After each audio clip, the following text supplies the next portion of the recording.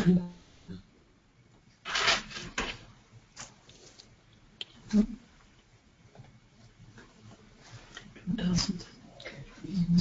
Cameras off now. Everyone else.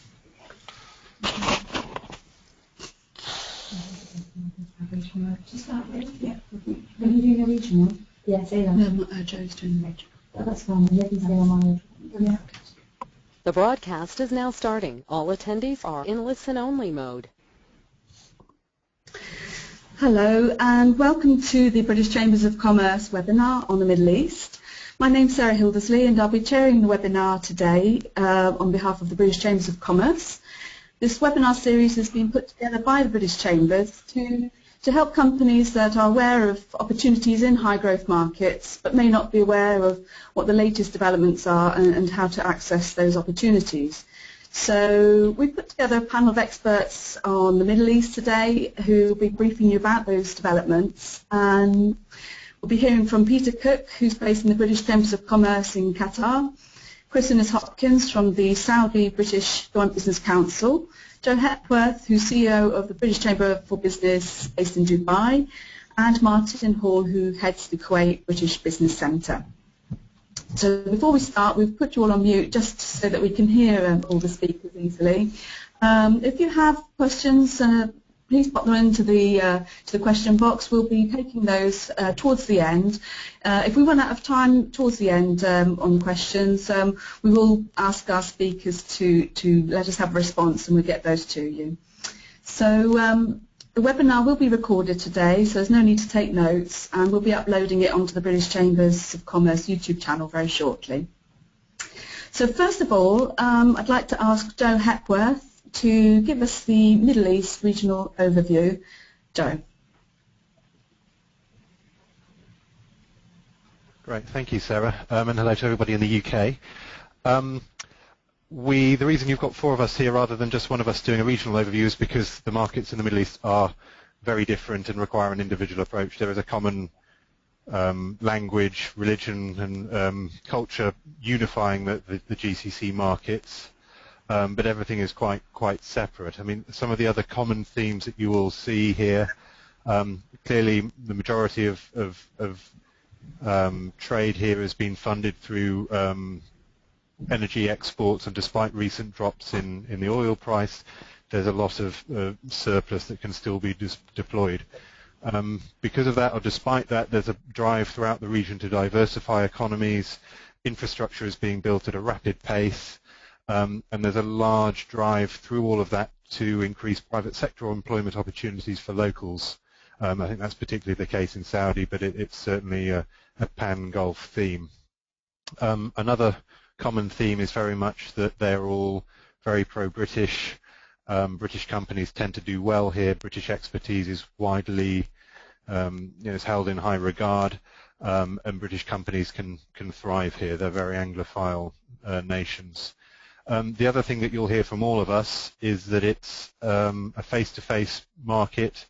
Emails might get an answer, but what they like is you coming here, doing business here, establishing here, getting to know them, they can get to know you, which shows a real commitment and presence and permanence in the market. And I think all of those things are common across all four markets and perhaps elsewhere in the Gulf as well.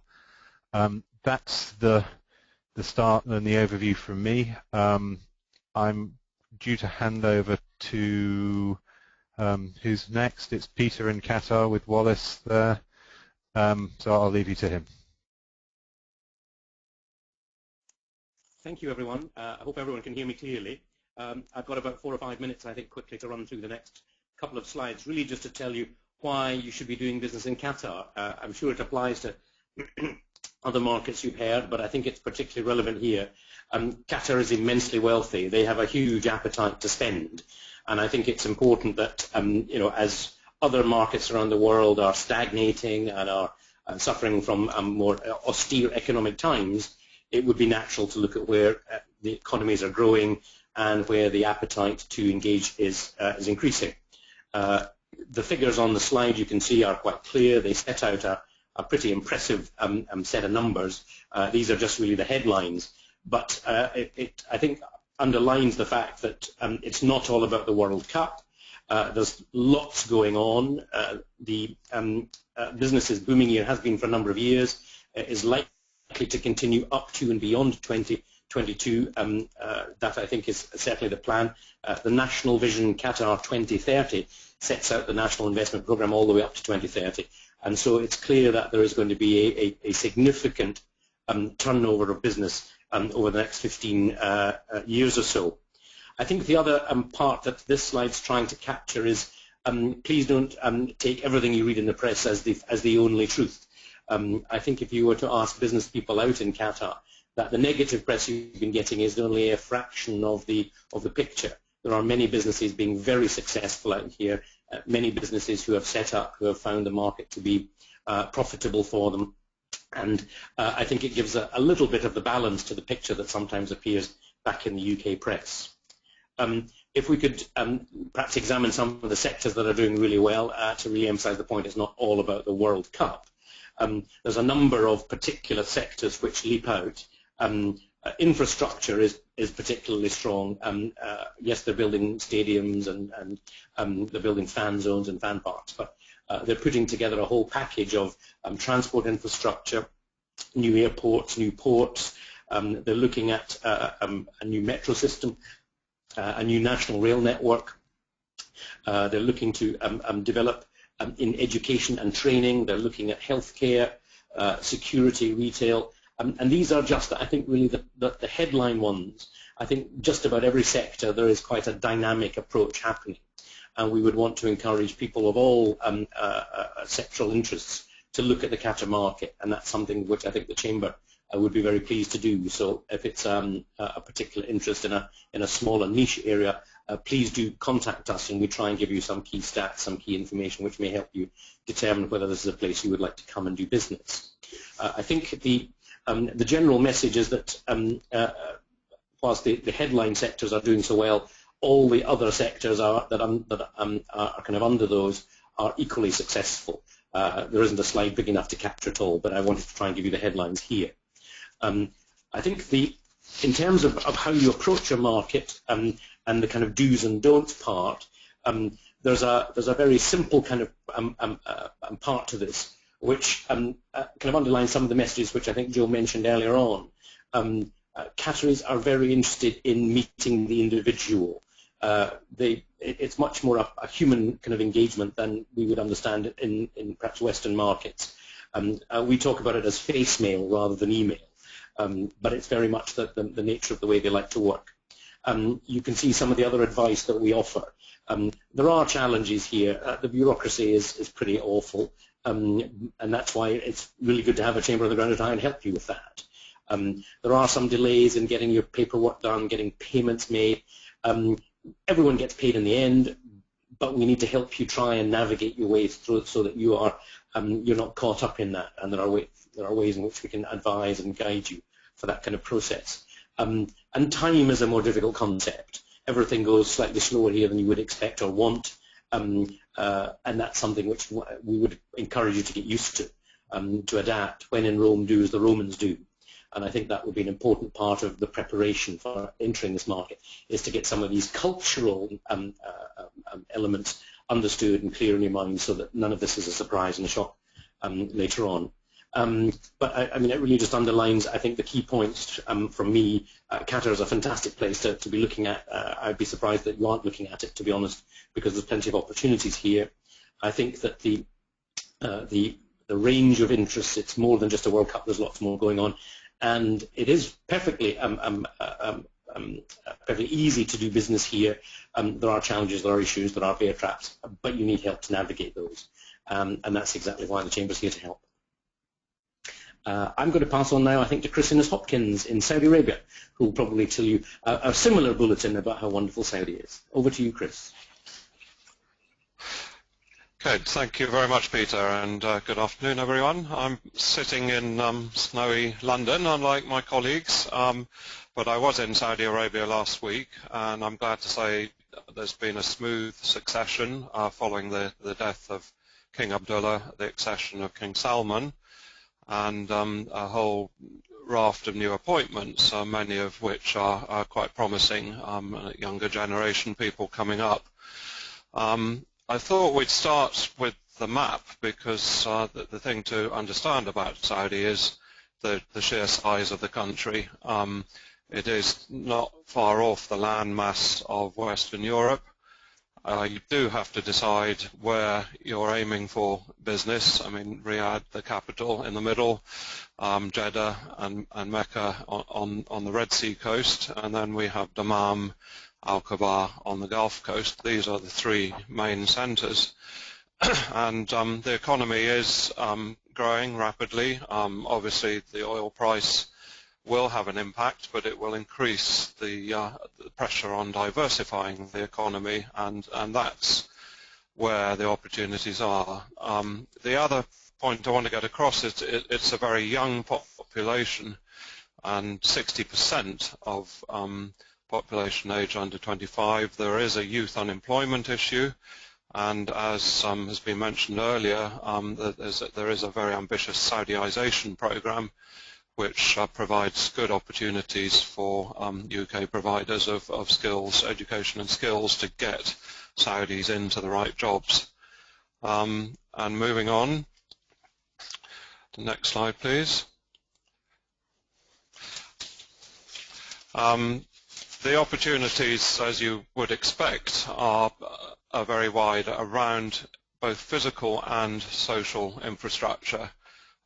There's extremely ambitious project program. Transport, I think, is a key area at the moment. There's at least 5 metro schemes under development at the same time. We have a number of British companies involved in them. Riyadh is the most advanced, but Jeddah is going out to tender, and Mecca and also Medina. And there's a big airport development program as well. Water, as you would expect, a very big area. They have an enormous need for desalination and also water treatment, so big investments there. Healthcare is worth mentioning, a very big program to expand the hospital sector, but also demand, as I said, for training and skills in that sector, and new methods of providing healthcare services working through the private sector. There is certainly interest in that. The education budget is enormous, and we have won a number, I think up to £1 billion worth of vocational training contracts recently, with the emphasis on that area, so good opportunities there. And obviously petrochemicals, but with the emphasis on the downstream sector. There is a massive new plant being built in Sadara, it's called, on the Gulf Coast. Substantial UK engineering input through companies like AECOM and Foster Wheeler, so that a number of contracts have been won there. Moving on to the next slide, please.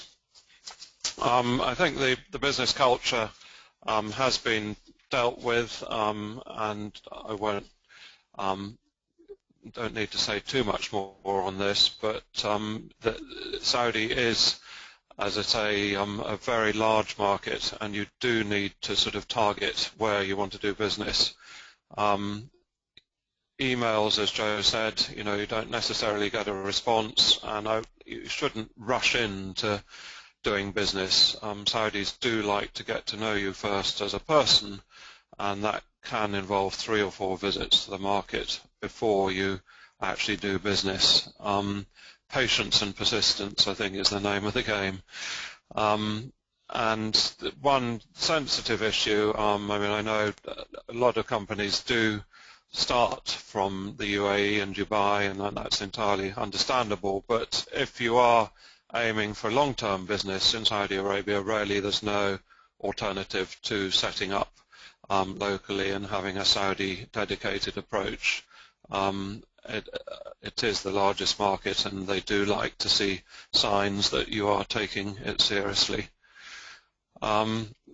A few words about the Saudi British Business Council. I mean, we are a joint council. We're part of the Overseas Business Networks initiative. Currently I'm based at the London end, but we already have a Saudi office through the Council of Saudi Chambers, and we will be recruiting our own core staff shortly to provide a range of services complementary to UKTI. But our strength is the contact network we can provide. We have 70 Saudi-based members, about 40 to 50 in the UK and growing, so all these people are prepared to give as well as to take, and please do contact me on these numbers if we can help. Over to Jono. Thank you very much.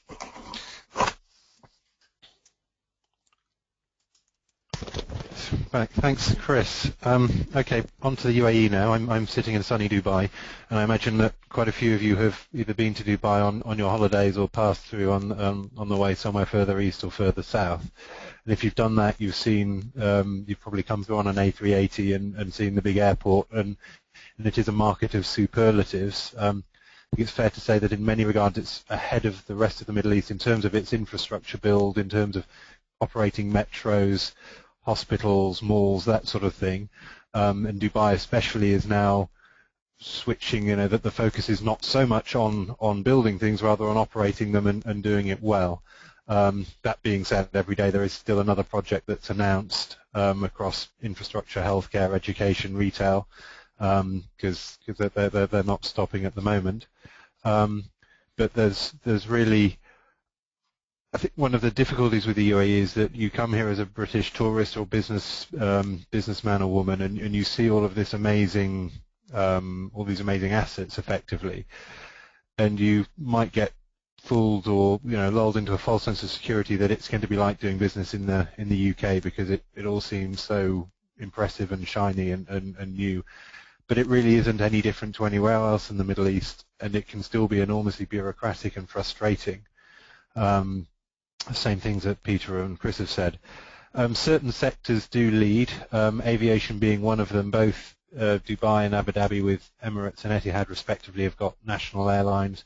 Both have got massive airports, and they're building even more. You've probably not heard of Fly Dubai before, but that's the Boeing 737's biggest customer.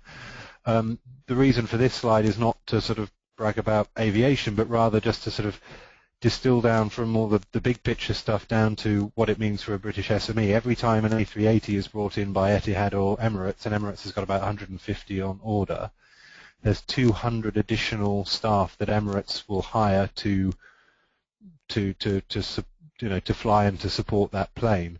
So there's 200 additional personnel, 200 additional families that coming into the UAE who need healthcare, education, retail, entertainment, and that's how the city grows. And that's really where the opportunity is for British firms. It isn't, when you see these big contracts being announced, they very quickly distill down into opportunities for companies like yours, at bite-sized, digestible chunks to support the whole population growth and the the advancement of a country and of a number of big cities within it.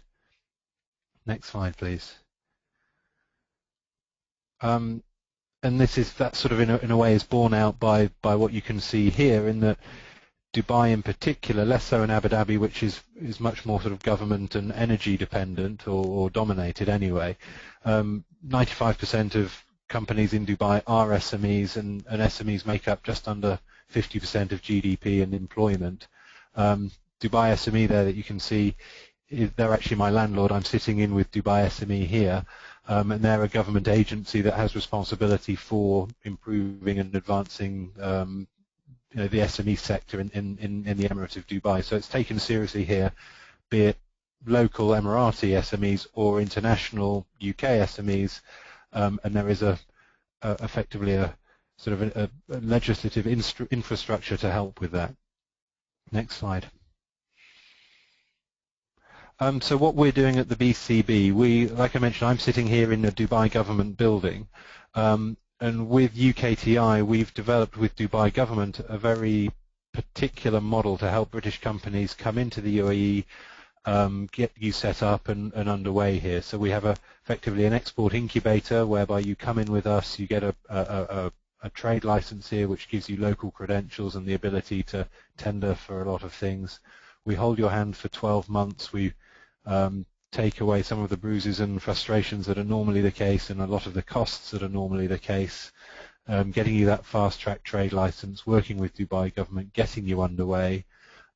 Through the British Business Group network, we help you network and facilitate introductions and point you in the right direction. So your first year in market is spent productively and commercially rather than frustratingly and bureaucratically, which can often be the case when you're setting up here. Our relationship with UKTI is excellent. Before I was sitting with Dubai government, I was sitting with the British government in the embassy, and we complement each other. And often the path to the BCB is from having done UKTI sort of introductions, OMIS reports and things. After having verified the market, you may then come to the BCB to actually then get into the market, and that's what we do. Next slide. And I think that's it from me. Contact details, website, Twitter, obviously email and LinkedIn. Very keen to hear from any of you who are interested, and thanks for your time today. And over to Martin in sunny Kuwait now. Thanks very much, Joe. Yeah, I am here in sunny Kuwait, but like Joe, we're currently based, like Joe was, we're currently based out of the British Embassy because I started and Kuwait started on this program a little after the other three guys. So we're a little bit behind where they are, and currently it's only me. We're based, as I said, at the embassy, and their Wi-Fi is terrible, so I'm actually at home at the moment. So what you can see behind you is my house. I think it's fair to say that Kuwait's probably the quiet man of the four markets that you've heard about, and probably the one that you need to know the most about, because you may not have been through Kuwait like you might have been through Dubai. You probably haven't been on holiday here. And this slide really is to tell you, what do you really know about Kuwait? Now, the answer to that is, if you've been to Doha or if you've been to Dubai, then it's very similar. It's not very different at all. You know, Kuwait is like driving their boats around on the weekend, and there's a very nice marina. They like shopping. That's a picture on the top right of the Avenue Shopping Centre. They go out on a Saturday morning for a cup of coffee, and their kids ride their tricycles around. And there's even a cycling group for overweight, middle-aged gentlemen in the middle that I'm actually a member of. So it's a very normal place. It's easy to establish yourself here. It's very easy to live here. I really like it. And I think you don't need to be worried that Kuwait is still like 1990 and 1991 after the invasion and the subsequent liberation. They've come a long way, and it's a nice place to be. If we move on to the next slide, this is a timeline really to tell you a bit about Kuwait's shared history with the UK. Peter talked a lot about how, I think it was Joe actually, excuse me, about the relationship that many of these Gulf countries have with the UK. Well, Kuwait started right back in 1899 when Sheikh Mubarak the Great signed the Protection Treaty with the UK. That went right through to 1934 when Sheikh Ahmed signed the first oil concession to what became BP. And 1946 when they made their first exports. Again, Sheikh Ahmed turned that silver wheel to release the pipeline into a British tanker that was waiting for it. And it wasn't until 1961 that Sir William Luce actually signed over Kuwait as an independent country from being a British protectorate and a supported country from the UK. In 1979, Her Majesty the Queen came to Kuwait, and this is her and the Duke of Edinburgh leaving on the Royal Yacht Britannia. Of course, I mentioned briefly 1991 and the role that the UK played in the liberation of Kuwait is still very fondly remembered by many Kuwaitis. And it really wasn't until 2006, until Saddam Hussein was finally finished off, that a lot of confidence started to come back into Kuwait. And this very small picture here is of Kuwait's tallest tower, the second tallest in the Gulf, after the Burj Al Khalifa, which wasn't built until 2007 and finished in 2011, just showing that the confidence was creeping back into the market. In 2012, the relationship again went to a new level with the UK when the Emir, Sheikh Sabah, came back to the UK for a state visit. and there is continual movement. And in 2014, the contract was awarded to build this beautiful Norman Foster designed airport and continue the progress that Kuwait's been making, very slowly, but progress nonetheless. And if we move on, Kuwait really, a bit like Doha, you've heard that they've got a lot of money. I think Kuwait is classed as the 11th richest country in the world, and there are only just over 1 million Kuwaitis, so that wealth is really concentrated within a small number of people here. And that wealth is based on oil and gas, and it's 95% of Kuwait's exports, and around 6% of the world's proven totals of oil actually reside here. But with that, only 21% of the Kuwaiti population work in the private sector, and almost a third, just over a third, of that population is under 25. So although we're seeing a low oil price at the moment, irrespective of that, in the longer term, the Kuwaiti economy is unsustainable, and they really need to do something about that, and that's diversify the economy, put in a lot of infrastructure developments, and allow the economy to move away from oil and gas. If we just move on, you'll see that some of those opportunities are represented by these pictures here. One of the solutions to diversifying the economy is actually to pump more oil to allow them to generate the wealth that means that they can eventually move away from that. And in the top, at the middle there, you'll see the brand new port that they're building up at the top of Kuwait, close to the entrance to Iraq. They're hoping that can be a brand new gateway up into the Northern Gulf and North Africa. Again, another picture of that large airport that they're building here. That's around £4 or £5 billion worth of airport there. Kuwait plans its own metro. They're a little bit behind where Dubai are and where Riyadh, I know, are moving towards, but the plans are moving forward nonetheless. And finally, this is the super hospital that they're building just north of the airport, which will have 1,200 beds in it, and is actually making good progress. It's a building site, but it's coming out of the ground nonetheless. If we just move on from there, there are some vital changes in how you actually do business here that were brought around by the new Companies Law in 2012. The Ministry of Commerce and Industry will now work in a one-stop shop format to deal with all the different Kuwaiti ministries that in the past you needed to go and talk to yourself. So they'll do all that work for you, and by law, if you want to form a new company with a Kuwaiti partner, that company must be formed in 30 days. Probably most exciting of all from an international perspective is the Fdi Law that means that you now no longer need a Kuwaiti partner to establish a business here. If you are granted the opportunity under the Kuwait Direct Investment Promotion Authority to take forward FDI, they will allow you to have 100% full foreign ownership, including tax breaks and incentives for you as a company when you choose to establish here. And if we just move on. A little bit about Kuwait British Business Centre. As I said, it's early days for us. It's still only me at the moment.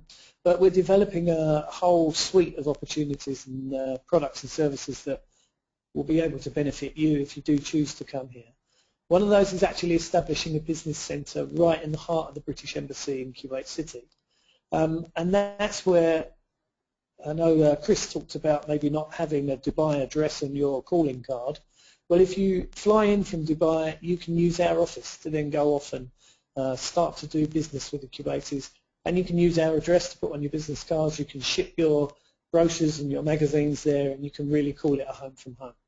One of the other things that we're doing with KDIPA is that we are allowed to make investor applications on your behalf. So if you wanted to become 100% fully foreign-owned business, the route to doing that is by coming through the Kuwait British Business Centre. Okay, if we just move on. I think that's it. Those are my contacts. We are just started. The website is up and running, and you're more than welcome to drop me a line with any questions that you might have. Thank you.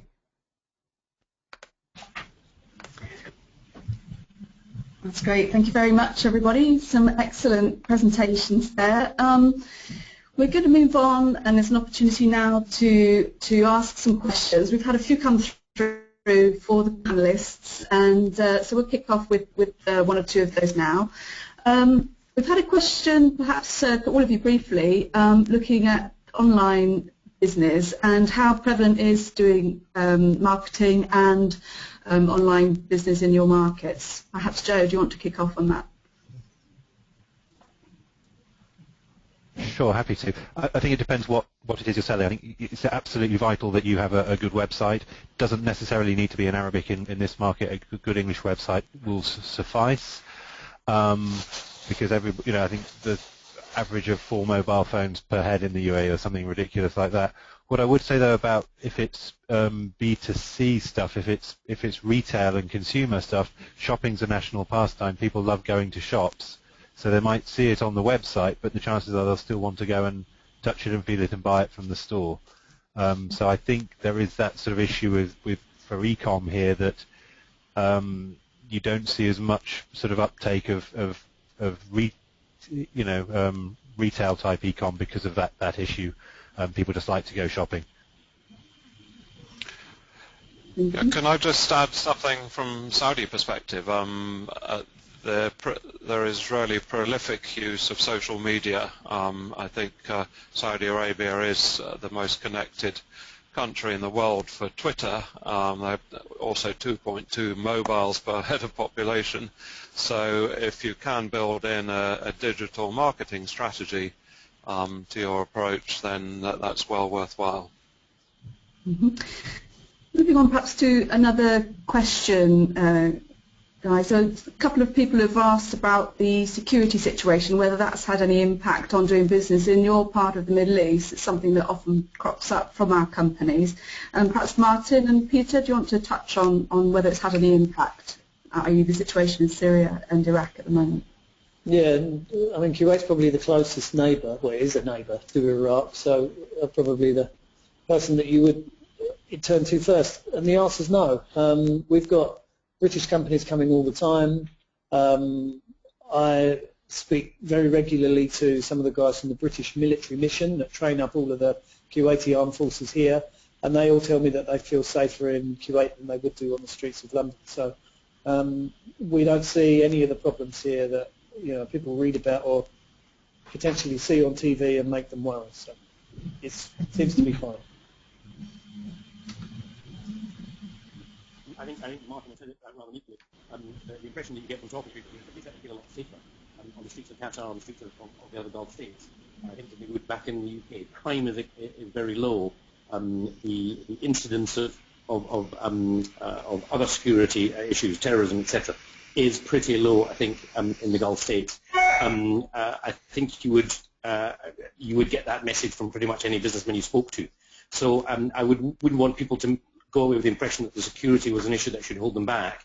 It's always one that you should, ask people, talk to people. So asking the question is the right thing to do. But the sense I have is that it's certainly not live, certainly not a current worry for most of the people that are here already. Mm-hmm. Okay. Another question perhaps for Joe and Chris potentially, from female business owners or those that are coming out on business.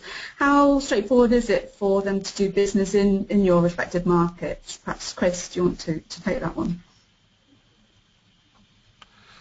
Sorry, can you repeat that, Sarah? How feasible is it, or how straightforward is it for female business owners to do business in your market? Is it possible to visit, and how would they go about it in Saudi? Okay. Yeah, it is fairly straightforward. The main issue is you do need a visa in advance, unlike the other Gulf markets. I mean, it is an online process, but if you're a first-time visitor, it is normal to have a Saudi sponsor, and by that I mean a Saudi business that you want to visit. They will provide the necessary invitation and put that online so that you can then go to the Saudi embassy to get your visa, or actually I would suggest use a visa agent is the easiest. But once you're there, the great thing about Saudi is because of the, unlike other Gulf markets, 2/3 of the country are Saudis, 1/3 are foreign nationals. It's very easy to get to know Saudi people and Saudi business partners. The problem is they don't like fixing appointments far in advance. You send an email, say you're on the way, make sure they're in the country, but you might not get the specific time of appointment until you actually land. You've got to be pretty flexible in that. Joe, do you want to touch on how female business owners can do business in the UAE? Sure. The same as you would in the UK, and I'll leave it at that. There's no impediment or issue. Excellent. Thanks very much. I think we've looked at a lot of the bigger opportunities in all your markets, but would you say that for SMEs there's still possible, still straightforward to do business in your markets? A lot of the opportunities are very huge, and some of the projects are enormous, and clearly the bigger companies are more capable of navigating those business issues. But is it possible for SMEs to look at your markets and do business? That's Peter. Do you want to kick off on that? Gladly. I mean, the short answer is yes, of course. Indeed, I think SME development is the area that we would like to see grow fastest in Qatar. The large numbers already here. But they're looking to develop supply chains and looking to find wider sources of goods and services. So I would certainly want to encourage SMEs to look at the market. I think the challenge for an SME is not to be put off by some of the frustrations, some of the bureaucracy, some of the delays it takes to get processes launched. I think the perception can often be that it's very difficult to do business here. And I think that often discourages people who should persevere, who should give it a little bit longer.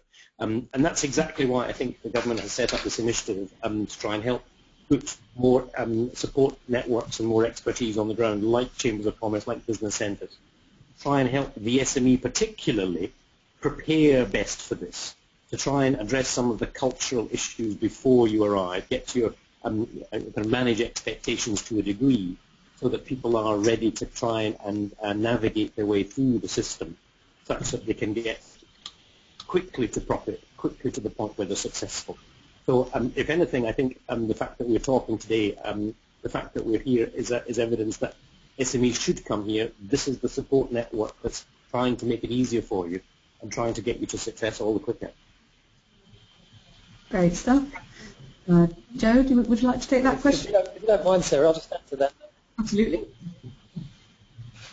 Sorry, I was just going to say that we had an oil and gas trade mission here only last week or the week before, and things that are made in Great Britain go down very well, certainly in Kuwait, probably across the rest of the markets that are talking today. And whether those are valves or nuts and bolts or pipes or leather goods from a retailer or education and training courses or hospital care or medical facilities. Kuwaitis certainly are prepared to pay a bit more for the British brand names that they want, that they see, that they travel backwards and forwards to the UK for. Mm-hmm. Thank you, Martin. Joe, would you like to pick up on that point about SMEs? I think I'm sure I mentioned it on my presentation. I think that Dubai is an SME economy and that there's infrastructure and legislation in place to foster and improve that. Obviously, what we're doing with the BCB is all about helping British SMEs specifically make the jump in. It still can be an expensive and difficult market to access, so that the BCB is here to provide a low-risk bridgehead into it. I think the other thing is, like you mentioned, there are all the big companies here, the HSBCs and the Shells and the BAE Systems, and I think probably common with the three others, we've got a good relationship with these big companies to help sort of join up supply chains. They've got a natural goodwill towards what we're doing and wanting to foster British SMEs in market. And I think that's something that we can all do is help. If you want to speak to Carillion in the Dubai or Shell in Doha, that's something that we can do with the various schemes that we're working on to help the SME do well. Thanks, Joe. Yeah, perhaps just add, Sarah, I think using a trade mission is quite a good way to go on a first visit to Saudi, because then you will have the program arranged, you meet a whole network of contacts, decide whether it is the market for you. For example, next week I'm travelling to Al-Qatar in Eastern Province, and there's 45 British companies there for Saudi British Energy Week, which will give them unique access into Saudi Aramco and some of the main Saudi corporates there. So that's will be repeated next year as well, I hope. Excellent. Thanks very much, Chris. We've got a fairly specific question that's just come in, which relates to the defence sector. Perhaps, Chris, you can respond to that. It's whether you can help with the issue of dual use or non-lethal security product exporters, or would that have to be handled in the UK? Chris, do you want to touch on that?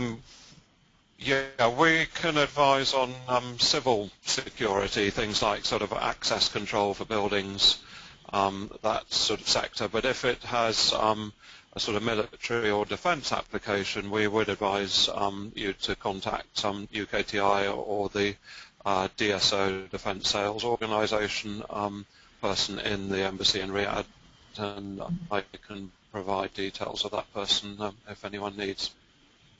Thank you very much.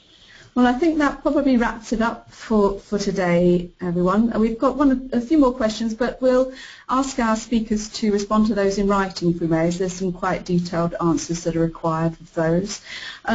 Just a reminder that the presentations will be available on the British Chamber's YouTube channel very shortly, and we'll be sending you the links for that. If you should require any information on these markets in the future or on the other high growth markets, you'll find a lot of information on exportbritain.co.uk. That will put you in touch also with your local Chamber of Commerce. Right across the UK we have 52 accredited UK chambers, all ready and available to help you with advice and assistance and contacts for your international markets. We hope that the webinar has been really useful for you today. If you have any further questions, do just get in touch with us. And furthermore, if you are in London next week, we've got a flagship British Chambers of Commerce annual conference taking place on the 10th, which has some of the UK's political and commercial leaders present, and it's really well worthwhile attending that if you can. So thank you very much to all our speakers as well, to Joe, Chris, to Martin and Peter. Thank you very much for your input today. That's been fantastic, and we'd like to thank you very much for joining our webinar today. Thank you very much, and goodbye.